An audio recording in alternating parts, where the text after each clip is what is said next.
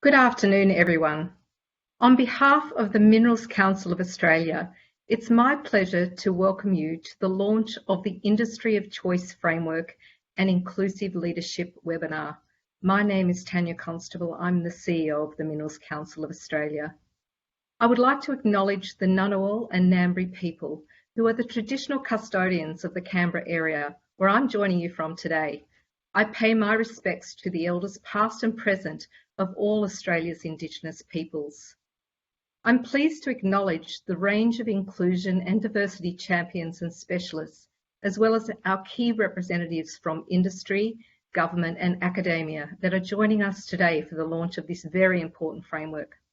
A first of its kind, this is a framework to recognise and promote mining as the industry of choice for key stakeholders, act as a virtual guide to best practice and a platform for industry commitment to inclusion and diversity.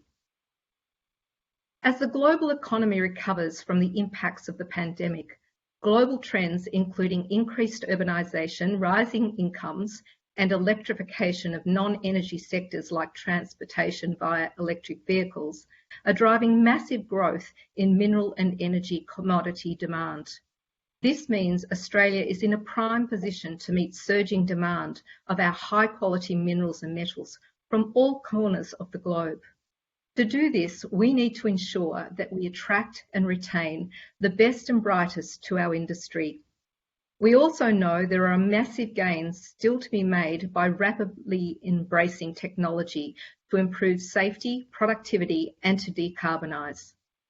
Skills are a key enabler and accelerator to that technology, whether it's autonomous systems, artificial intelligence, critical minerals extraction and processing, drones, industrial scale Internet of Things, or digital twins, just to name a few. Again, we will only realise the full benefits of technology transformation if we can attract and retain the broadest possible pool of talent. One of the biggest challenges industry will face in the current and prospective workplace. The roles and skills needed in our workforce are changing. The MCA has been leading the way on identifying and responding to this challenge. Our groundbreaking work with the firm Ernst & Young in 2019 showed 77% of occupations in the mining industry will be enhanced or redesigned due to technology. Additionally, an array of new soft skills become more important than ever before. This fortifies the need for mining to embrace more diverse workplaces, as diverse workplaces are more innovative and productive. We're not the only industry and nation undergoing this transformation, so we will be in a fight for the best talent with other mining countries and other industries. If Australian mining is to continue its global leadership, we have to improve our approach to inclusion and diversity to help capture a much larger talent pool. In turn, this will give the sector access to the full wealth of skills from across Australia and internationally. Attracting people from a diverse pool of talent also ensures our approaches are constantly challenged, and this should also raise standards. There's more to Australian mining with a huge array of career opportunities across the industry for a diversity of talent, perspectives and experience. Opportunities exist on mine sites in regional centres, high-tech autonomous mining hubs and in capital cities. Beyond the money and range of careers on offer, we know employees want to achieve a purpose, feel valued, be part of a team and have certainty. That's why the Industry of Choice framework is so important.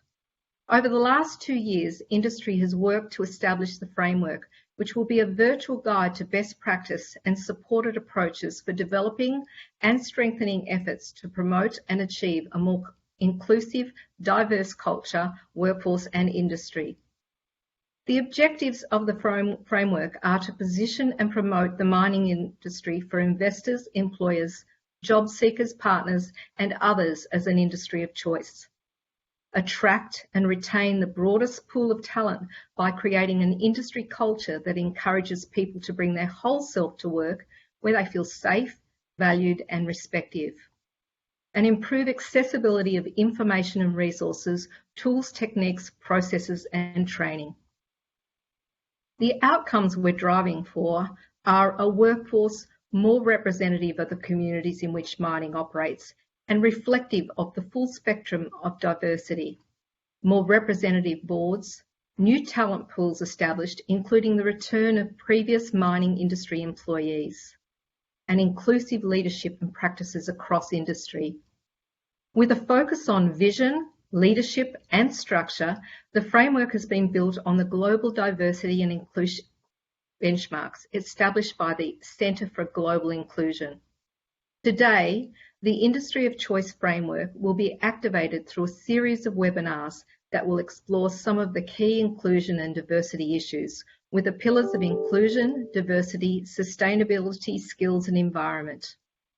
These pillars are activated through many initiatives and programs already underway across the sector and will be supported in time with more. In particular, the webinars will demonstrate the framework in action as it relates to Indigenous partnerships, climate action, respect at work and towards sustainable mining. We'll start the conversation with inclusive leadership, what it means and why it is critical to becoming the industry of choice. I look forward to the discussion from our distinguished panel. Thank you for your attendance, and I would now like to invite Val Madsden, Executive General Manager, People at St Barbara, and a wonderful inclusion and diversity champion, to chair this session. Thank you, Tanya. I'd also like to welcome everyone to today's event where the MCA have launched the Industry of Choice framework. And what better topic to discuss today at our webinar than inclusive leadership. So I'll be chairing today's webinar. And before I introduce our panel, just a couple of points. Firstly, you'll note that we're recording today's session, so you'll be able to access that on the MCA website and also on YouTube. We will be sending out a link to a short survey after today's webinar, and we'd really like to get your feedback. And lastly, we have some set questions for our panel members. However, if there is time, we may be able to take a question from the audience. If you would like to ask a question, please use the icon on the right-hand side of your screen, which I think is the Q&A button, to post your question to the panel. So to maximise our time today, I'm going to keep the introductions very brief. However, you can access more detailed information about our panel, distinguished panel members on the MCA website. So on the panel today, we have Sandeep Biswas. Sandeep has a celebrated career, having worked in Australia, Canada and across Europe. Sandeep is the Managing Director and CEO at Newcrest Mining, appointed in 2014. Prior to Newcrest, Sandeep was Chief Executive Officer of Pacific Aluminium. Next on our panel, we have Renata Roberts. Renata also has a long career in the resources industry and is Chief Corporate Services Officer with the Bloomberg Group. The last member on our panel today, getting an outside-in perspective, is Professor Bob Wood. Sandeep, if I could throw over to you, I'm asking one question of all the panel members, and perhaps if you could kick us off, please, Sandeep. The question is, do you think the industry can achieve greater diversity without inclusive leadership in our workplaces? And then we'll turn to Renata and Bob for their response. Sure, no, thanks, Val. I mean, this is a really interesting question because, I mean, technically the answer is yes, it can, but I don't know how long it'll last. And I say this because that's what used to be in my mind, that you bring a diverse workforce together, employ people from far and wide and promote people from far and wide, and the diversity of thought, bringing their best to the table comes automatically. Well, it turns out it doesn't quite work that way. So I've flipped completely to the point where I think inclusion is the most important thing, and inclusive leaders and leadership is the only way that we'll get inclusive, and through inclusion, diverse cultures. And my rationalization is this: diversity, okay, is a fact, right? You can get diversity in numbers, in gender, in cultures, but what you can't guarantee, right, through that is inclusion. This is where people actually feel they belong to the organisation. They feel free to voice their views without fear of, retribution or ridicule or anything else along those lines. And unless you get that sense of belonging, you can have a diverse workforce as you like. You'll get some benefits, but in the end, I don't think it's sustainable. And I think if you can create that psychological safety and that feeling of belonging, then you get that long sort of sought after thing which is called engagement. It's only when people feel psychologically safe will they truly engage. That's my experience. I found it out the hard way. So this is where now we're doing inclusion from me down, starting at the top, about training and then coaching, and how do we then build that culture that we're after within Newcrest as a specific example. So I hope that kind of helps you, from where I'm thinking as a practitioner in the industry. Excellent. No, that's great. Thank you, Sandeep. And narrowing in on some of the words there, it's particularly unpacking for us what does inclusion mean with belonging and being able to express views and that sense of really being part of a company. Renata, if I can pose that question to yourself for your insights. Yes, look, I'm certainly on the same page. I don't think the industry can achieve greater diversity without the inclusive leadership. I sort of think it would be almost like advertising for an experienced operator in our industry, and then when they arrive, not actually having any trucks or gear for them to operate on, to be honest. If we go out and advertise and promote the value of greater diversity, get a whole lot of interested individuals with diverse backgrounds applying and entering our business, but then we have non-inclusive leaders setting up a culture of non-inclusive work environment, we won't be able to use those diverse individuals to the best of their capability, and we're likely to lose them because they don't actually feel that they add any value. And I think that would waste a lot of the effort that it does take to achieving greater diversity in the first place. I mean, we know there's absolutely no doubt that there's an enormous benefit that diversity can bring to an organisation with all of the research that's been done out there about outperforming teams. However, pivotal to that being successful is enabling an inclusive workplace culture, and pivotal to enabling that workplace culture being inclusive is unlocking the potential of the leaders in those teams. So without the inclusive leadership teams, these diverse teams have a chance of being chaotic, which can lead to productivity loss, lower productivity engagement, lower or higher turnover, and in many cases litigation as well. I mean, I've been in the industry myself for over 20 years, and I've worked in corporate offices, and I've also worked at a site level. And I've witnessed and had stories shared with me about operations from around Australia and internationally that have advertised for more women to fill the vacancies they had, welcomed people from ethnic backgrounds into their induction rooms, and celebrated Mardi Gras in support of LGBTQA communities. But sadly, whether it was when the quota was achieved or that photo shoot was over or those rainbow colours came down, I found that myself from a HR perspective, or I heard stories about individuals were met again in investigations of disrespectful treatment, exit interviews where they shared stories of feeling isolated or not being part or valued, or even to a point of mental health claims from that bullying or isolation. And I found that those diverse and valuable and talented individuals didn't remain in those operations because they didn't have inclusive leaders and they weren't feeling like they were part of the team. But then conversely, I've also worked in businesses that have had inclusive leaders, and where I've personally experienced the value that can bring in maintaining diversity within the teams and seeing people excel when they're actually able to be their authentic self. So we need to continue to put our efforts into building that and developing that inclusive leadership, because that's where I genuinely believe the key to success of diversity is. Thank you, Renata, and great insights there, really bringing it back to the individual leader and, as you say, unpacking their potential and helping them in that space. If I can turn to you now, Professor Wood, given your extensive research, what would be your response to that question as to whether this industry can achieve greater diversity without inclusive leaders? Can I just say, I think it's all been said, or most of it's been said by Sandy and Renata, and I endorse what they say.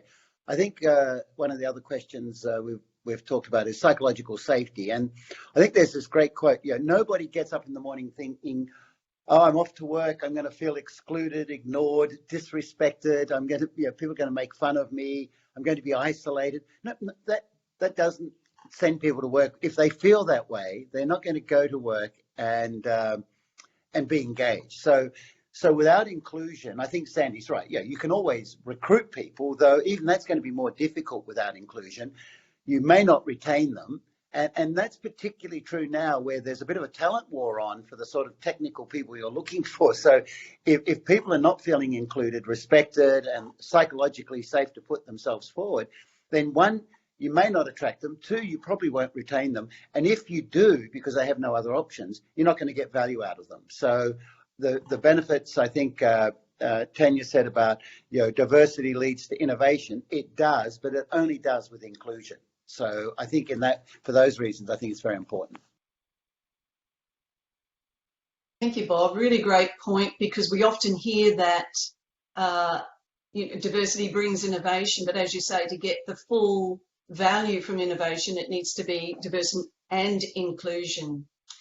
Sandeep, could I come back to you, because I'd like to unpack something you said earlier, and really it was about the journey yourself and with Newcrest there. Could you elaborate to us on what you see that starting point that companies need to embed when they're looking at nurturing and building an inclusive culture? Right, we're going right back to the beginning. So look, what is really important is that you believe in it, right? I mean, there has to be, you can't just say we want inclusion at Newcrest. You have to paint the picture on why you want inclusion and why it is the way of the future in terms of the culture we want to build. So I think that case for change has to be really clear and be able to be articulated, firstly by me, but down through the leadership of the organisation. I think that's really important, and that's the very, very first point where one should start, and we have started. And the other is the leadership, and we've talked enough about that. But if I don't create that psychological safety for my team, and then further down, and don't lead by example, I mean, we cast large shadows, and no one casts a larger shadow than the CEO, and that's why it's got to start at the top. And our behaviours, our words, our attitudes, and some of this is unconscious as well. I mean, the conscious stuff you can focus on, but there's stuff that you don't know. And this is where I come to the second point about leadership, is listening. The most important thing that a leader can do is truly listen and watch out for the various nuances. And I think, if there's one advice I'd give to anyone, it's become a great listener, and that will open up a world that you didn't know existed, because you're listening for what you don't normally pick up. That's important. And the third one, of course, is the systems and processes and policies and the technology. They all have to underpin an inclusive and diverse culture. But if you don't get the first two right, the third one's, yes, it'll help, but it'll be a moot point. And we've got to be in a position as well where we can measure progress. I think that's not an easy thing to do, but we have to find ways of making sure that we're progressing. Different parts of the company may go in different ways or different speeds. You have to have the patience and the coaching mindset. So I think that's, they're the key points I'd like to mention about how to go about generating inclusive culture. I hasten to add that we're on a journey. We are not there, right? So I'm not saying Newcrest is there, but we're determined to get there. Thank you, Sandeep. That's some great insights, particularly starting with the why and why that's important. And perhaps we can build on that, Renata. Sandeep's mentioned one of the key traits of an inclusive leader is really that commitment to listening. With that, what would you say are the other key traits to really identify an inclusive leader? And if you could build on that as well, to just explain how you see we can help our leaders continue to develop their inclusion skills? Yes, look, there's a lot of models out there that actually do define traits, because that's the thing about inclusive leadership, is it can be defined. I personally gravitate towards the Deloitte 6 traits of inclusive leadership. So that's right, the very first one, that listen, that commitment is definitely needs to be there. They need to be a loyal ambassador for diversity and inclusion. They have to actually genuinely believe the business case and feel that it is actually aligned to their own personal values. These sort of leaders have to be prepared to take action and treat diversity and inclusion as a business priority, and actually put in that personal responsibility to take time to make sure that they get some outcomes. The model then also defines leadership to have the fact that they need to be courageous and have courage. They have to accept that they have their own vulnerabilities and have the courage to show that. And that's really, really important, and genuinely know that it's okay to not be okay, or not know the answer, or not to be right. Be prepared to make mistakes and admit them, and learn from the criticisms that they might come to over time. Actually speak out and seek contributions from other people so that they can learn and grow on their own limitations that they're prepared to talk about. And they need to hold people accountable for diversity and inclusive practices as well, and that takes that courage. They also need to have cognizance of bias as well, so they need to be able to demonstrate a mindfulness on how to influence people in the way they interact and their decision making. But also need to really put in systems and processes and everything so that they can regulate against that unconscious bias that they may come through, and also to ensure fair play exists in their own team. But much like Sandeep said, that listen part, the third one is curiosity. So actually want to listen, have an open mindset, a genuine desire, not just a process of doing it, an actual genuine desire to understand how others view the world and how they experience and want to explore that, to be able to ask enough questions to put themselves in the shoes of someone else and understand their perspective. And these leaders need to be prepared and understand that there will be uncertainty or ambiguity because things are different, and they'll need to deal with that as time arrives. This model also talks about the fact that a trait will be that they'll have cultural intelligence. So these leaders will actually do more than just know that there's similarities and differences between cultures. They'll actually drive to actually pursue opportunities to learn about them, and they'll explore that more and more themselves. They look at themselves and build their own capability to be flexible in how they lead and how they interpersonal with people, so that they can adapt quite confidently and effectively to those cross-cultural interactions. And then the final one is that they are genuinely demonstrating collaboration as well. So where these leaders, they'll work endlessly to empower everyone to feel that they're part of that team, that they feel comfortable, that they are their authentic self, they can contribute independently, and they can make decisions without fear of retribution. They do hold their teams accountable, but for the part that they can control, and they work with them on that part. They're leaders that are in a working environment is safe, and people feel comfortable, which we've discussed here as well. They also make sure that people get equal airtime. So they work actively to invite people to have conversations or have time to share and get more out of the more quiet people that perhaps take a little bit of time to think, versus those people that are very welcome and easy to speak out loud as well. So yeah, that sounds daunting to any new leaders out there that think, wow, how am I going to do this? How do I achieve it? But the good news is that inclusive leadership attributes can be defined, they can be measured, they can be assessed, and they can be coached and developed as well. And it does first take a lot of commitment. I mean, it is probably easy to run and manage teams that don't have any sort of the same idea. They do have the same ideas or the same experiences, and they're all marching down the same line, saying the yes thing to what you want. That's a lot easier to manage teams that way.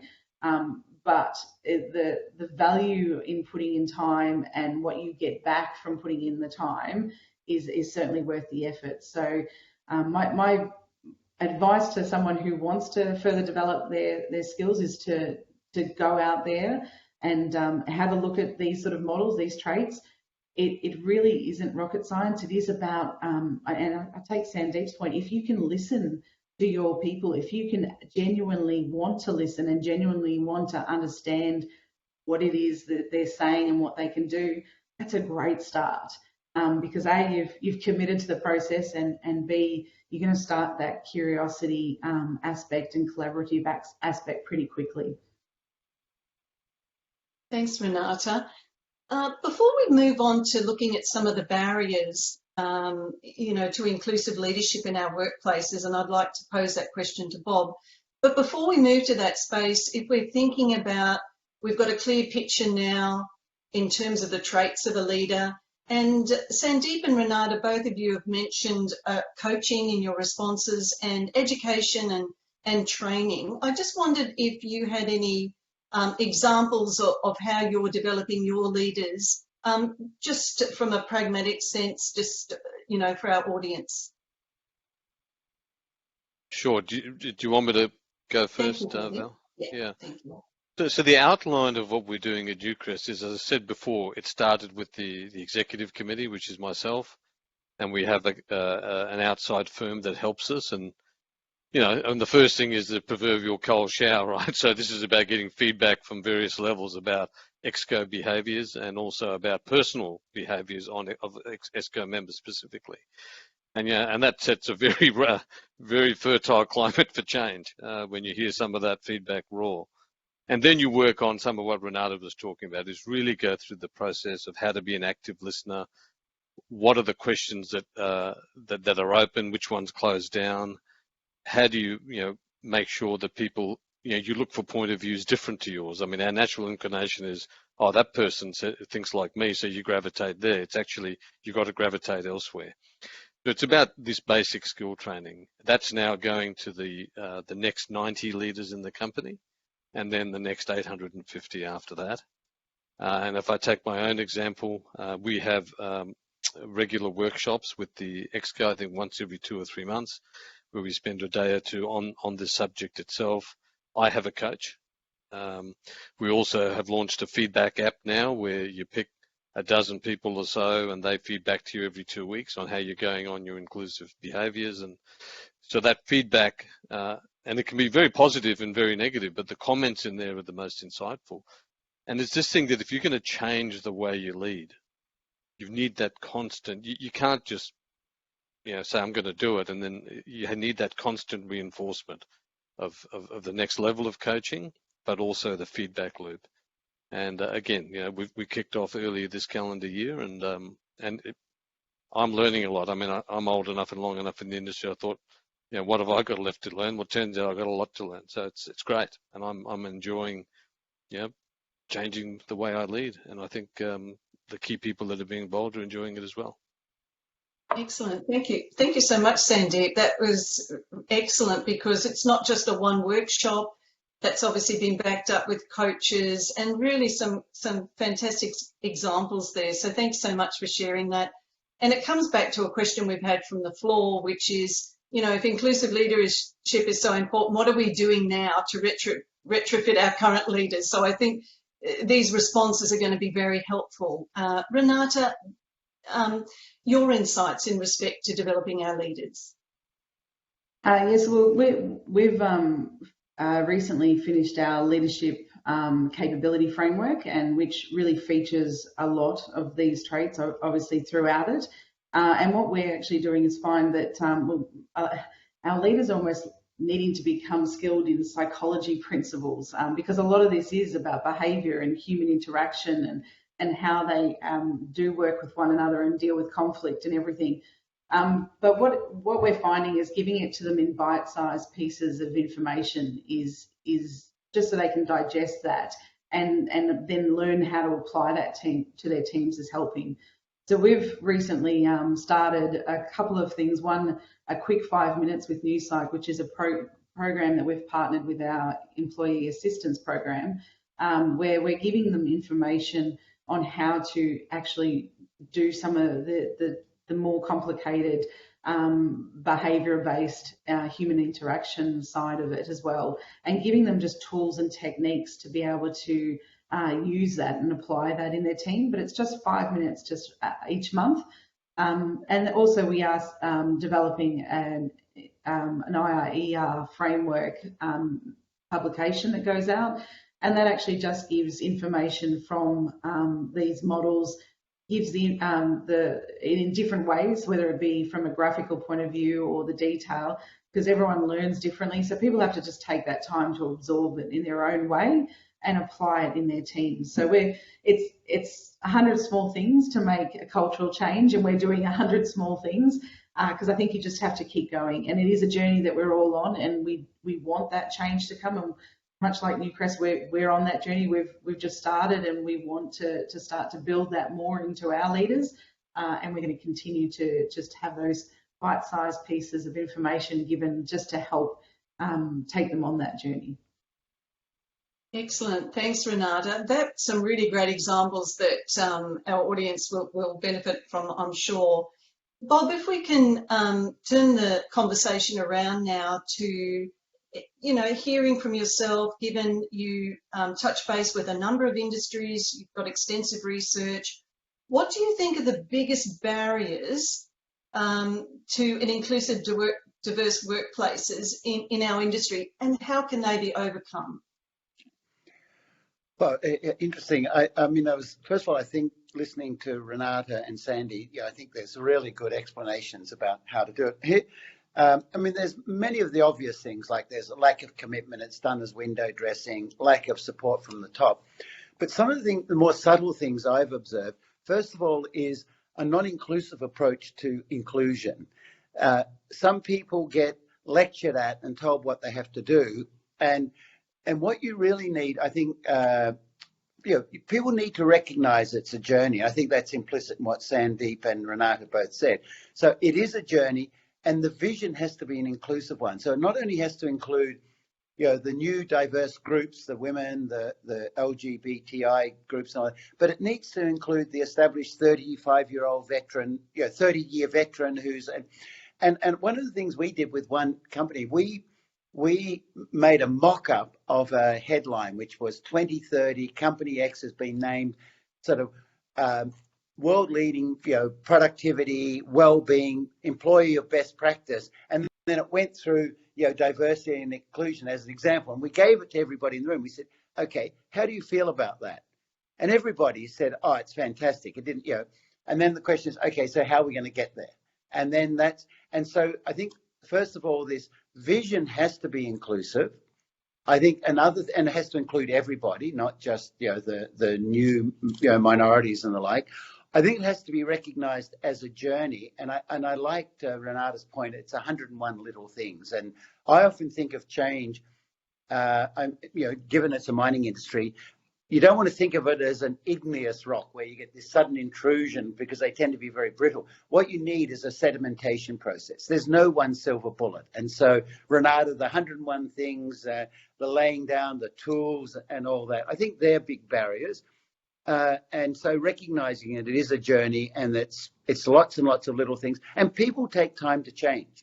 There is a fear of change where the vision can help do that. I think the other thing is providing people with the tools and the support, because now and this is this question about leadership.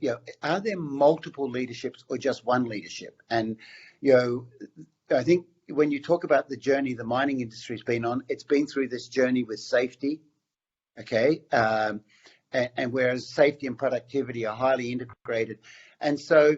When I look at a lot of the safety practices and the safety leadership of a Newcrest or a BHP or whatever, it looks a lot like inclusive leadership, right? It's just being applied to a different group of people. And there really is just effective leadership. And that is basically extracting as much value as you can from the people you're leading, making them want to come to work and enjoy what they're doing.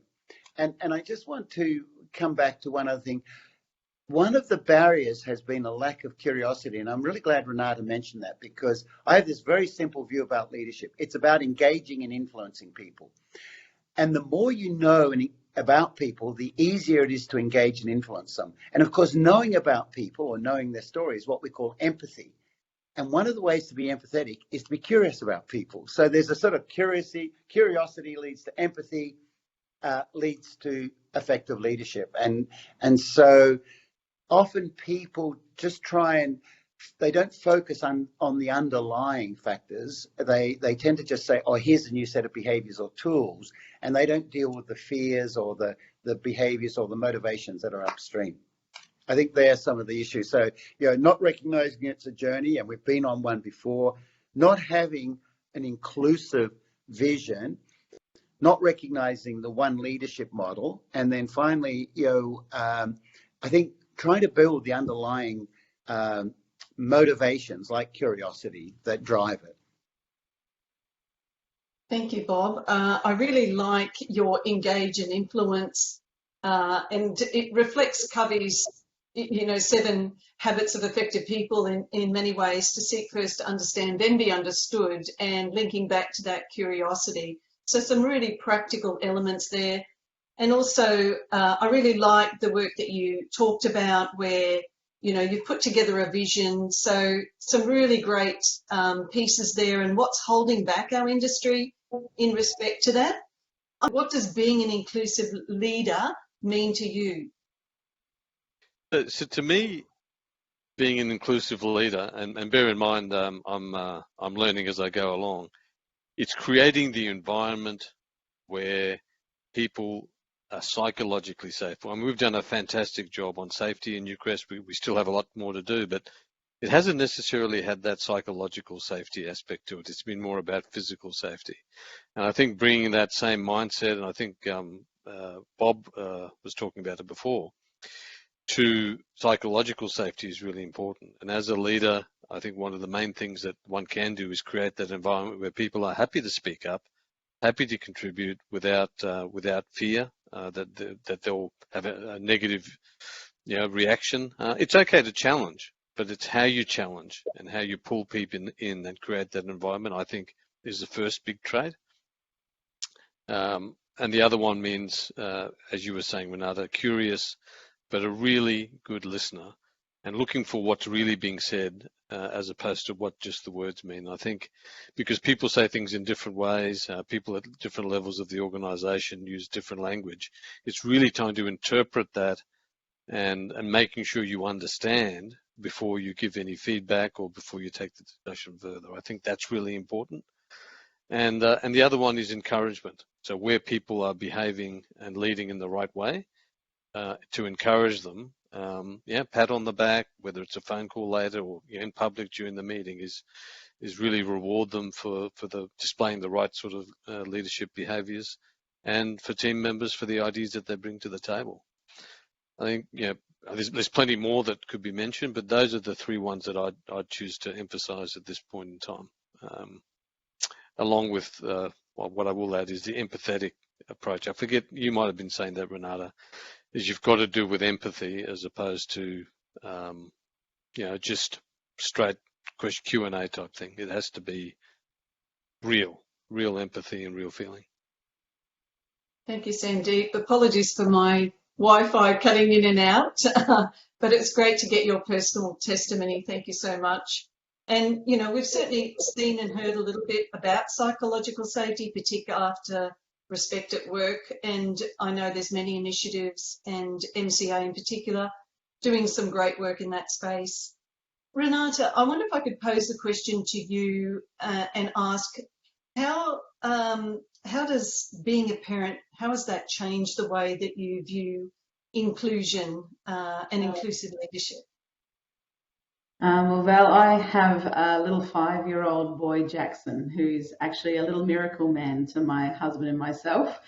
So naturally, like I'm sure every parent, we want the absolute best for Jackson's future. We want him to become the character that he feels most comfortable to be, and we'll support him in his choices of whatever character he decides.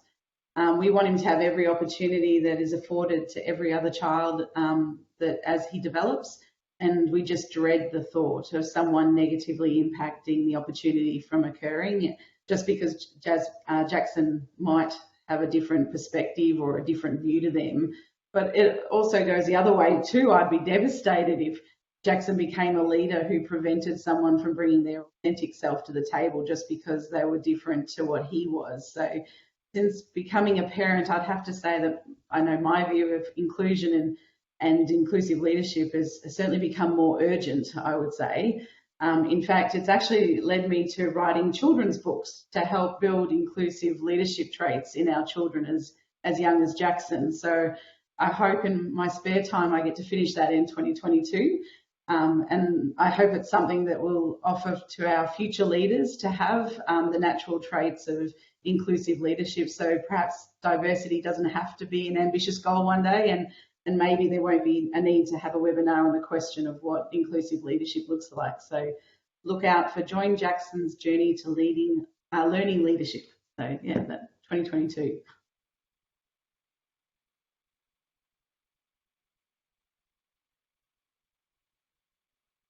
Val, I think you're on mute, or we might have lost you. Sorry, Renata. Thank you. The children's book sounds great. Look forward to seeing that. We'll post it up on our MCA diversity website. That's excellent. Thank you. In terms of just, Bob, we've heard a lot of things today about where we are as an industry, and we've had some great examples from Sandeep and Renata.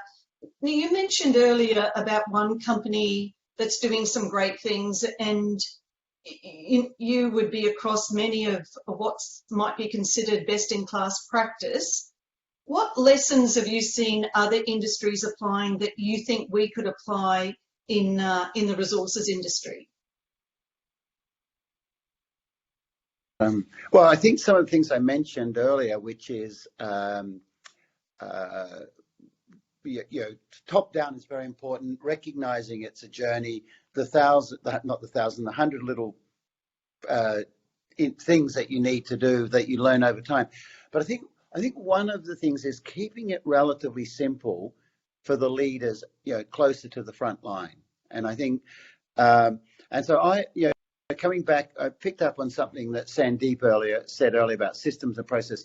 I mean, if you think about leadership as engaging and influencing people, then there's only a few ways you can do that, right, as a leader. One is human behavior, and human behavior is just two things, right? It's what you say and what you do. That's it, right? You're either doing something or you're saying something. And so if you're listening and being curious, that's one thing. I think that's very important. That's what you need to be doing. I also just want to add, there are different types of curiosity, right? Some people are curious about technical things, and I think this is very true in your industry, but they're less socially curious. And really what we're talking about here is social curiosity and so cross-cultural intelligence. I think Renata mentioned that earlier from the EY list. That's really about social curiosity. I mean, I have some simple techniques. I love asking people about their name. What's the origin of your name? And that often is an explanation into a culture. I learn a lot from the taxi drivers of Sydney and Melbourne about the world at large. So I think that's important. I think also, and then what you do also is manage your processes so they are inclusive. And I think Sandeep or Renata made the point about inclusive turn taking is very important. In terms of what you say, I think what is really important is to speak in a game frame. Don't focus on a lot of people when they're challenged with something new like diversity. Then you need to make sure it's a gain, it's not a loss. This idea that, this is a threat, this person's not being selected on merit or so instead of focusing on the loss, focus on the gain and the progress that we're making. And that's very important because it is a journey. I think the other really simple thing that in the companies I've done, so the companies I've dealt with talk about language, being proactive language, being inclusive language, being this game frame, focus on the progress you've made. I think the other thing that's been very important is just simplifying leadership down to saying, look, there's three functions you're doing as a leader. One, you're facilitating performance, and you're facilitating everybody's performance. Two, you're building capability, and that means everybody's capability. And three, you're enabling innovation. And so I often will say to people, leaders, let's talk about what you're doing and what's your style and where you're doing. And then I'll say, please explain to me how that is facilitating performance, or is it building capability, and or is it enabling innovation? And sometimes you'll get leaders who jump in and do the job. And I say, see, that's not really leadership. And this was a case that came up, a leader I dealt with who was constantly trying to help out a young female who was the only member of his team, doing the job for her. I'm saying, see, it's not, when you're doing the job, unless you're role modeling it, you're not building capability, you're not facilitating her performance, you're actually undermining her. And so those three functions, I think, are quite critical. But one of the issues I've discovered, and it comes back to my point about one leadership model, is you've got to keep it as simple as possible for the people on the ground, and it can't be a bolt-on. It's an integral part of their job. And I think in a not dissimilar way, I've just come from a CEO's advisory board where I am now, and the point I was making there is they were talking about risk culture. I said, wait a minute. What is risk culture? A new and different culture, or is it part of our existing? Do we have one culture, or do we have multiple cultures? Do we have an inclusive culture, a safety culture, and a risk culture? I said, if I'm a frontline worker, that doesn't make sense to me, right? I've only got one mind and one set of things I say and do. So how do we reconcile these? I think they're some of the things that I've seen done well. And look, I have to say, in the minerals industry, I think they did it so well around safety. I would be all over safety as a role model for taking this forward. Thank you, Bob. And that builds on Sandeep's comment around, yes, we've got physical safety. Let's look at psychological safety.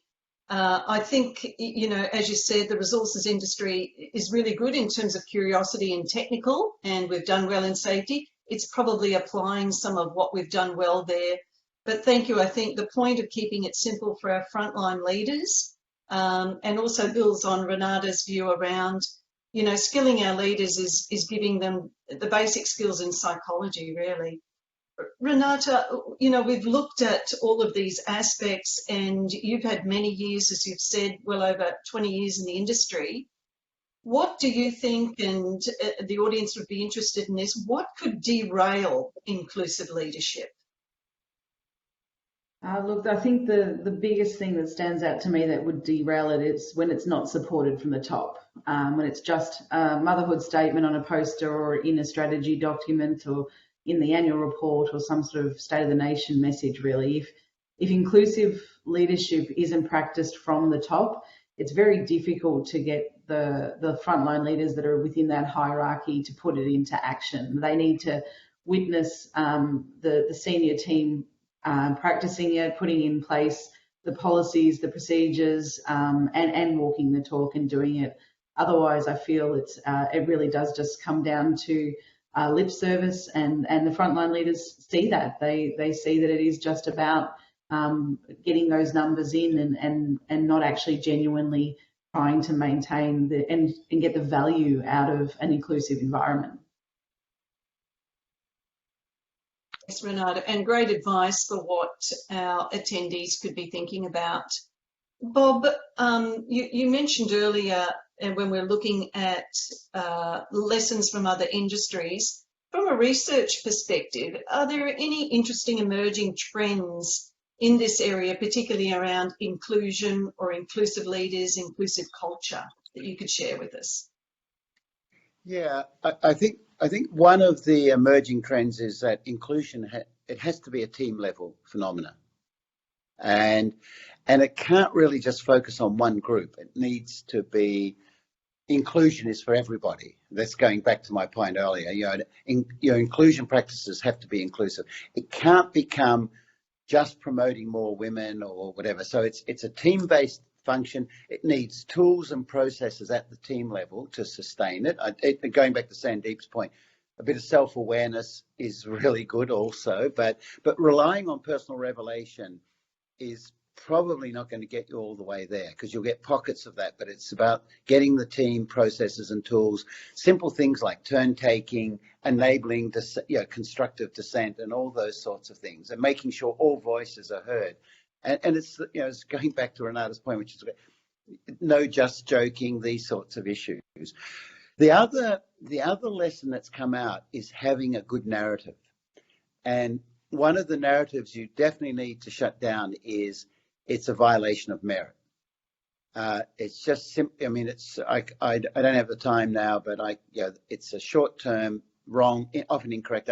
So what it needs to be an inclusive narrative, and that may focus around, the next generation, the way the industry is changing, but you need a compelling narrative about, bringing all the talent in and using all the talent and what's good leadership.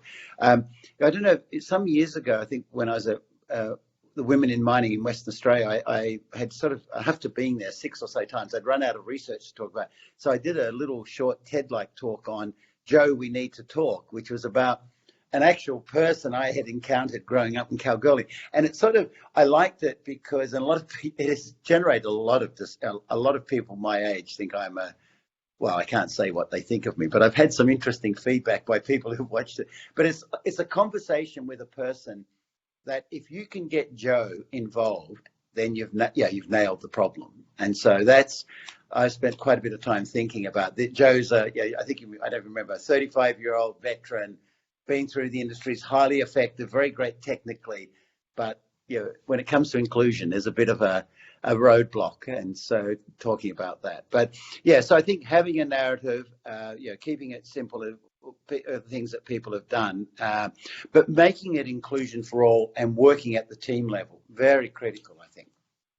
Excellent, thanks, Bob. And it reiterates Sandeep's opening to say that it's got to start with that compelling case, the why.